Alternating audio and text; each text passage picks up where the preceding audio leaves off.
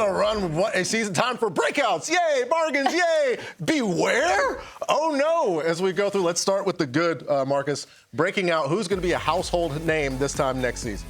I think it's going to be Rome Odunze. And we had high hopes for him last year. I think we had high expectations for him and Caleb Williams and the Bears, and it was okay, maybe not what we wanted. I think this is the year we really see it take off. Obviously, part of the big news is Ben Johnson coming over from the Detroit Lions to take over as the Bears head coach.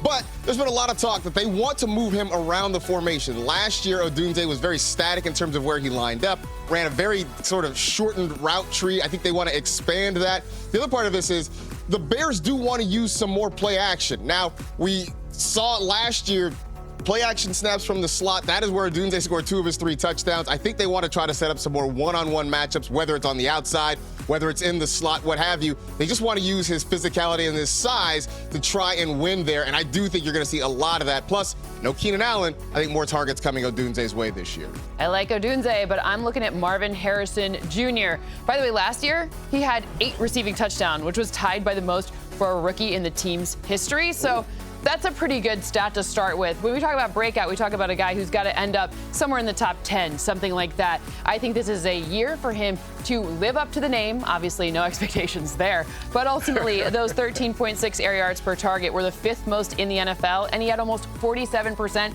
of his team's end zone targets. That's the 2nd highest in the NFL. Those are all signals pointing towards breakout. Your guy had 8 touchdowns, and his dad went to the Hall of Fame?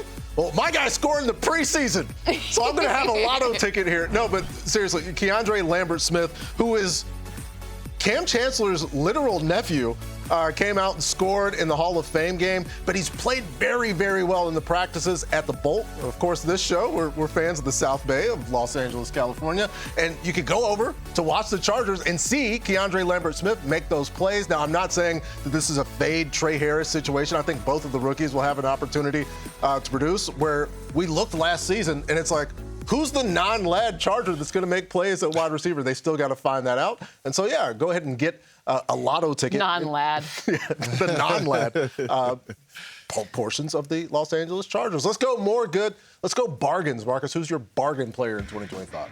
I'm going to go up to the Bay Area, and I'm going to tell you Ricky Pearsall, who we were excited about last year. Obviously, unfortunately, he was shot before the season. It took him a while, understandably, to kind of get back on the field and get ready to go. But we saw him really take off at the end of last season. Over the final 4 weeks of the year, averaged 14.5 PPR points. Right now, he's the wide receiver 45, and ironically, sandwiched right between Brandon Ayuk and Jawan Jennings, so his 2 teammates. The upside for Pearsall, right now, he's the only one of those guys who's healthy.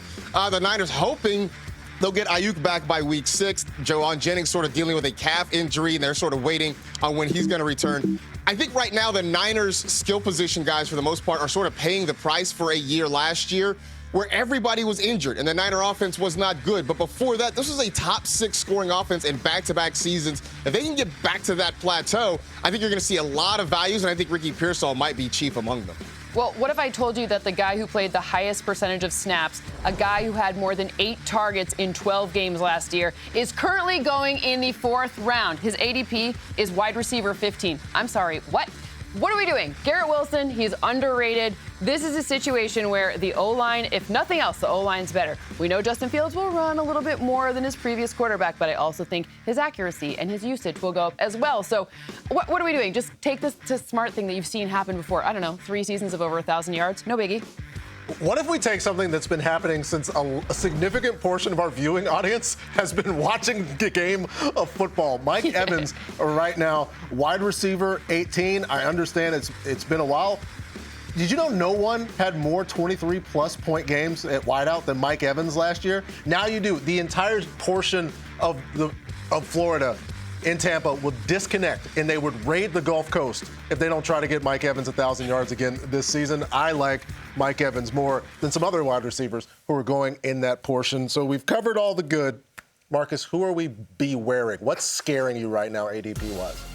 So, if you stand on a street corner and you every day go out and predict the end of the world, eventually you're going to be right. And eventually we're going to be right about the fact that Joe Mixon is going to fall off. And so I have a feeling that this could potentially be the year We saw him fade down the stretch, just 1 touchdown over his final 6 games, had his fewest receptions over a full season since 2019. It's a Texans offense where last year the offensive line was an issue. Now they've gone out and tried to revamp some things, moved some guys, brought some other guys in. We'll see if that helps things. But the other thing is he still has this foot issue that apparently was bothering him last year, has continued so far into this training camp and this preseason. They aren't completely sure when he's going to be available. Certainly the option of missing week 1 is very much in play right now for him. They drafted Woody Marks. I know not a ton of draft capital on a guy who's a 4th-round pick, but still somebody there to take opportunities in case Mixon isn't available. I think right now where you got to get him just feels a little bit too rich for my blood. I'm looking at some of these fantasy pundits who have J.J. McCarthy ranked in the top 10, and I'm saying, please be aware of this. Achilles is nothing to mess around with. And ultimately, he's basically a rookie already, and he's missing some of his wide receivers. I know Justin Jefferson's still there, but some of the other ones aren't. So let's talk about this, and let's just say beware. Let it be someone else's problem. I'm not saying he's going to be bad, just saying beware. I will offer the same caveat for another guy that's going to be playing his rookie season, and that's Caleb Johnson. The things that would have to go correct, all the things that we need to project, vast improvement in the Steelers' run blocking, and we're going to need a tendency breaker for Aaron Rodgers and a ground game where how concerned are you on a run play that Aaron Rodgers is going to pull the ball in 2025? I don't think very much. So we would need an Arthur Smith revolution. All of these things would have to take place. And Jordan Mason, Brian Robinson Jr., Tony Pollard, all guys that are going behind Caleb Johnson right now, I think you can get a better pick at that particular spot in the ADP. For that reason, I am out.